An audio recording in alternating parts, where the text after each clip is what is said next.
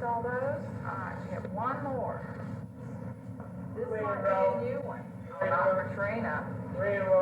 Railroad crossing. Okay. What happens when you come to this sign? What are you supposed to watch for? Watch the cars and trains. Aren't you also going to see this bar come down, this striped bar? And you're going to see this red light splashing off and on? You're going to sit there. Yes, Captain. That's right. That's right. This is a class that teaches independence, and these retarded students are learning how to function in working society, but learning how to identify signs and situations they will encounter if they wish to get and keep a job. For many retarded people, even reading everyday street signs is a challenge. So here at the Fort Worth State School, attempts are made to minimize the challenges by teaching retarded people how to cope with everyday things. Work with the retarded must begin early, and often physical handicaps have to be overcome as well as mental ones. The emphasis now in dealing with the retarded person is getting that person to reach their fullest potential. As a practical matter, given the state of our economy in this country today, I think we all have to be concerned that we view the mentally retarded as, first of all, being people, and people who have the capability of being tax contributors as opposed to historically the stereotype of being a tax recipient. And that to us means that there is a very, very good justification of trying to deal with the vocational skills training with our clients as opposed to some of the more other traditional kinds of training programs, i.e. education or recreation or whatever the case might be.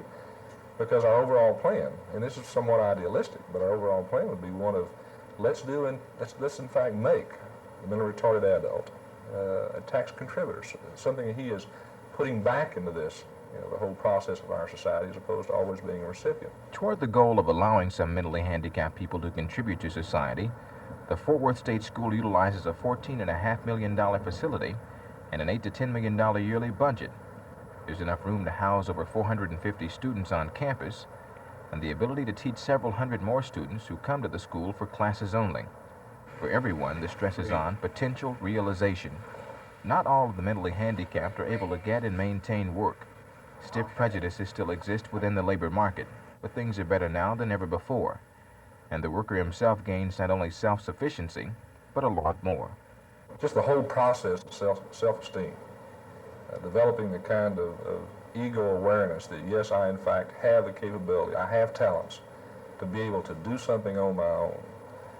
And that may mean that we're not talking about an individual adult client who is going out and making minimum wage.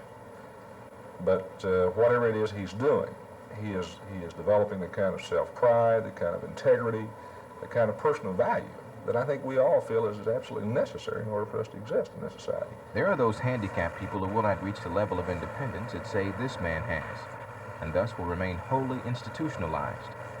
But the concept professed by the Fort Worth State School will help thousands of people to live different, maybe even better kinds of lives than they might have had no one asked them to ask the most of themselves.